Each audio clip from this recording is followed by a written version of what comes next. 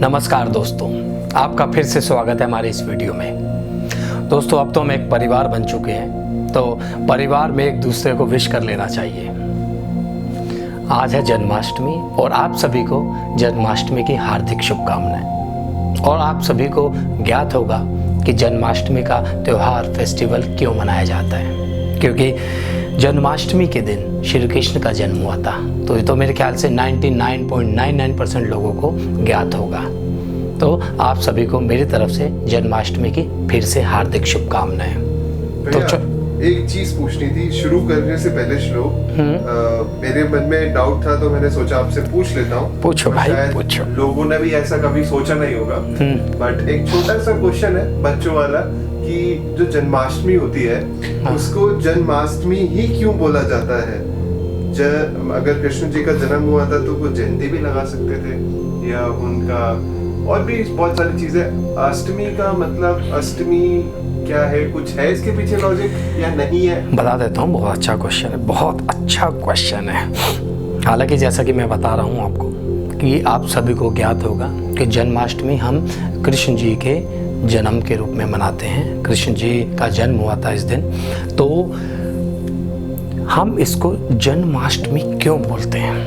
एक छोटी सी पौराणिक कथा है। पौराणिक कथा क्या, ये तो कथा ही है, सभी को ज्ञात होगी, फिर भी मैं एक बार बता देता हूँ।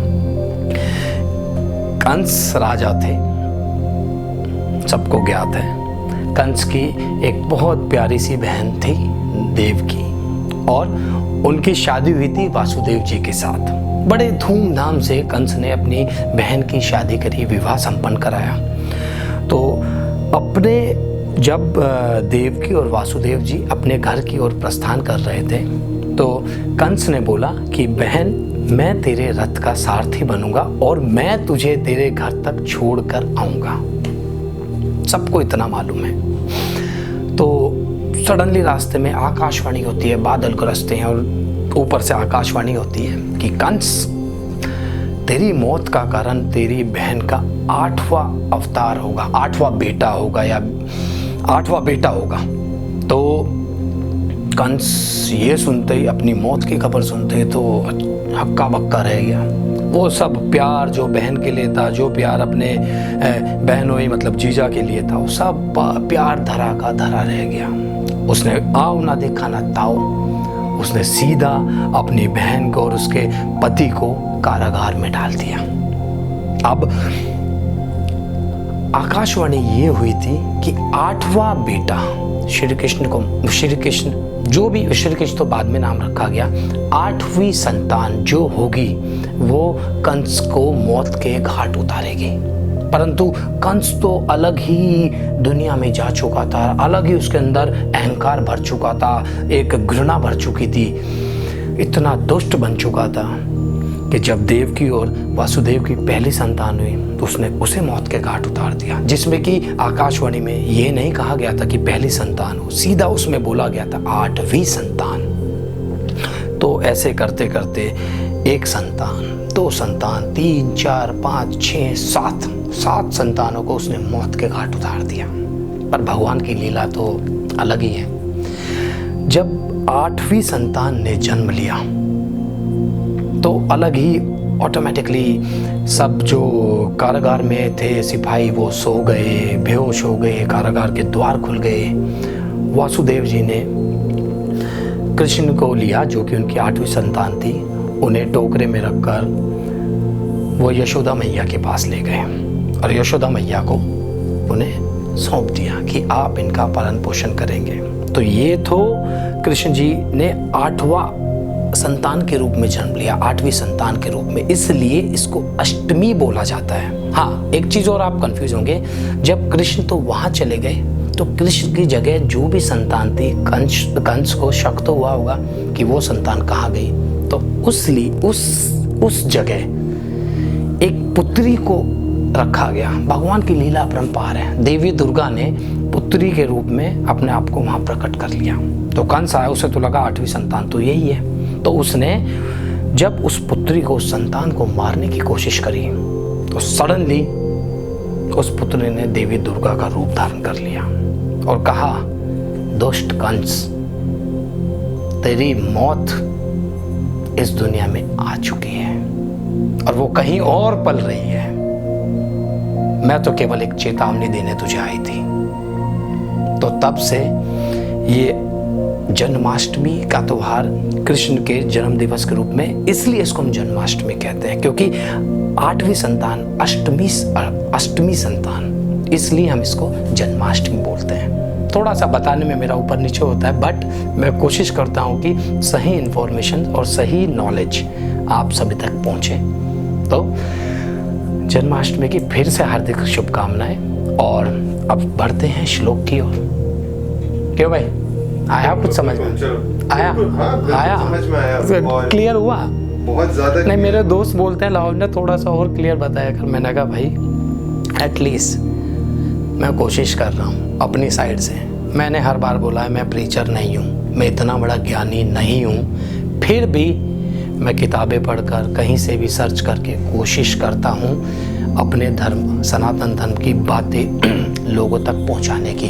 गलतियाँ होती हैं, मैं भी बहुत गलतियाँ करता हूँ। अगर मैं कहीं गलती कर रहा हूँ, आप लोग मुझे कमेंट सेक्शन में बता सकते हैं कि लावण्य आप यहाँ गलती कर रहे हो। पर मेरा जवाब एक ही होगा, मैं गलती सुधारूंगा। पर उन लोगों के लिए मेरा जवाब ये है, एटलीस्ट आई एम ट्राइंग। जैसे मैं कोशिश कर रहा हूँ, आप भी कोशिश करिए। तो बढ़ते हैं श्लोक नंबर 30 की ओर। 30वें श्लोक का उच्चारण करता हूँ आपके सामने। देहि नित्यम वध्यो अयम देहे सर्वस्य भारत तस्मात् सर्वाणि भूतानि न त्वं सोचितु महर्षि। इसका भावार्थ ये है कि श्री कृष्ण बोलते हैं, हे अर्जुन, हे भारतवंशी, यह आत्मा सभी के शरीर में अवध्य है। इस कारण संपूर्ण जीवों, संपूर्ण प्राणियों के लिए तुझे शोक करने की आवश्यकता नहीं है। इसका तात्पर्य है कि श्री कृष्ण कहते हैं, हे भारतवंशी अर्जुन, ये जो आत्मा है सबके शरीरों में, वह अवध्य है। अवध्य मतलब जिसका कोई वध नहीं कर सकता। इस कारण तुझे समस्त प्राणियों, संपूर्ण जीवों के लिए शोक करने की आवश्यकता नहीं है। तो बढ़ते हैं श्लोक नंबर 31 की ओर। स्वधर्मपि चाव्यक्ष न विकम्पितु महर्षि धर्म्याधि युधा श्रेयो अन्यत्र क्षत्रियस्य न विद्यते। तो श्री कृष्ण अर्जुन को कहते हैं कि तू अपने धर्म को देखकर भय करने के योग्य नहीं है, क्योंकि तू क्षत्रिय है। क्षत्रियों को भय करना शोभा नहीं देता, अर्थात तुझे भय नहीं करना चाहिए, क्योंकि क्षत्रियों के लिए धर्मयुक्त युद्ध से बढ़कर और कोई दूसरा कल्याणकारी कार्य नहीं है।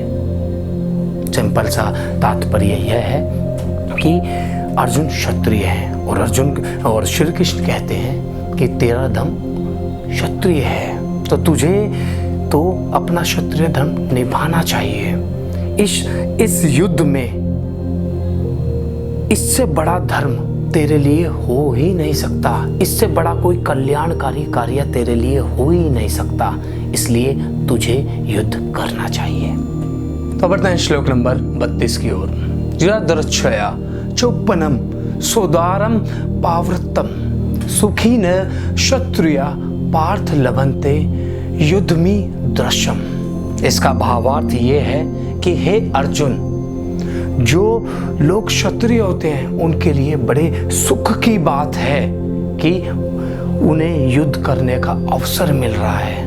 उन लोगों के लिए स्वर्ग के द्वार अपने आप खुल जाते हैं। सिंपल सा भावार्थ और तात्पर्य यह है कि क्षत्रियों को हमेशा युद्ध के लिए तत्पर रहना चाहिए, खास तौर से जो कि धर्म युद्ध हो, तो उन लोगों के लिए, उन क्षत्रियों के लिए अपने आप स्वर्ग के द्वार खुल जाते हैं। वो लोग बड़े भाग्यशाली होते हैं। तो बढ़ते हैं श्लोक नंबर 33 की ओर। अथ चेमिम धर्मयम संग्रामम न करिष्यसि ततः स्वधर्म कीर्ति च हित्वा पापम वापस्यसि। अर्थात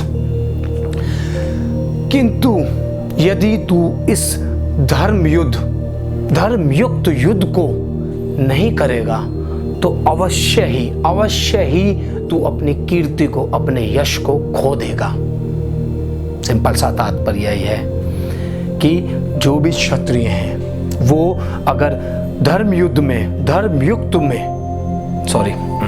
इसका सिंपल सा तात्पर्य है, जो भी क्षत्रिय हैं, जो भी इस युद्ध में लड़ रहे हैं और धर्मयुक्त युद्ध है जो, अगर वो क्षत्रिय इस युद्ध में नहीं लड़ता तो अवश्य ही वो क्षत्रिय अपनी कीर्ति खो देगा, यश खो देगा।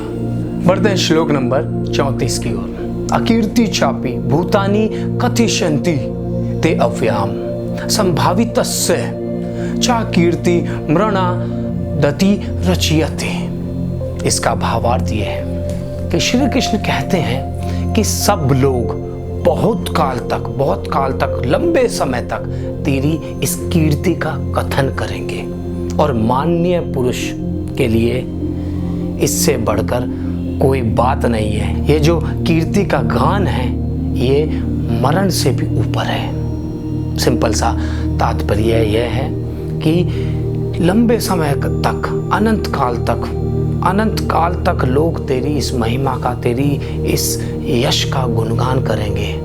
और जो माननीय पुरुष हैं, जो क्षत्रिय हैं, जो युद्ध में वीर गति को प्राप्त हुए हैं, उनके लिए इससे बढ़कर और क्या बात होगी। ये तो मरने से भी ऊपर वाली बात है। तो बढ़ते हैं श्लोक नंबर 35 की ओर।